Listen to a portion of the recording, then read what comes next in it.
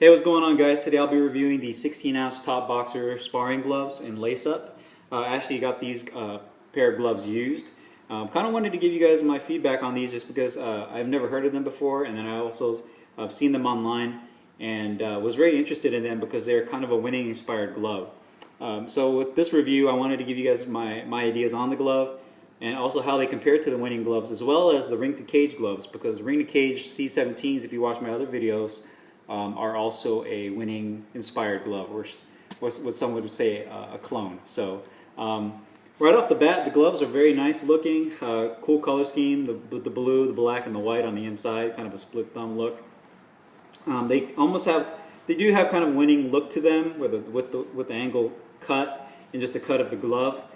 So as far as looks wise, it does look like a winning glove, but that's about where it stops as far as the similarities between winnings and these gloves go.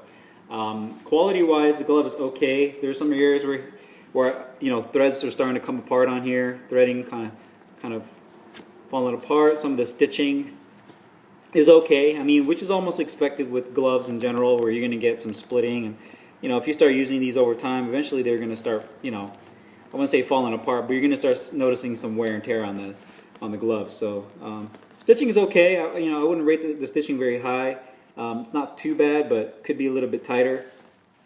Some areas are a little bit loose. One thing I also noticed on the other gloves is that the tag, this one is right here in the middle, but on the other glove it's kind of offset. So just another quality control thing. Not a big deal. It's a tag. Not gonna do anything, but just something I noticed. So the stitching is not bad. The leather they use is really a pretty nice leather. So it has a good thick feel to it. Very similar to those Triumph United Death Adder gloves I had. Very similar cut of leather. I believe these gloves are again made in Pakistan. So the craftsmanship is not too bad overall. So I would probably give these maybe a 6.5, 7 out of 10 as far as craftsmanship goes. Could be a little bit tighter, but definitely have the potential to be an awesome glove if the stitching gets a little bit better as well. They do have vented holes right here, so keep your hands a little bit cooler. Around the thumb as well. So you have the vented holes. You also have the attached thumb with the gold attachment, which is kind of a nice touch.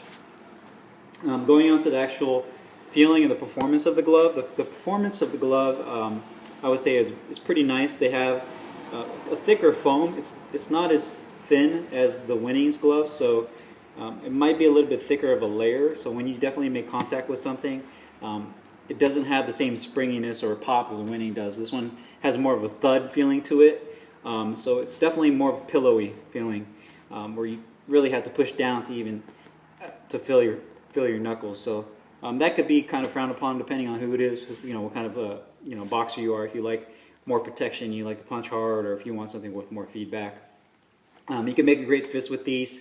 For those MMA guys, you can't really open your hand very well with these. It kind of has a lot of resistance back there. So if you want to use these for opening your hand and sparring, probably not the best glove for that.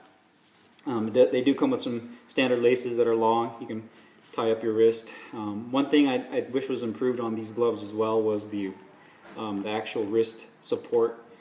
Typically, I like wrist support that's a little bit thicker than this.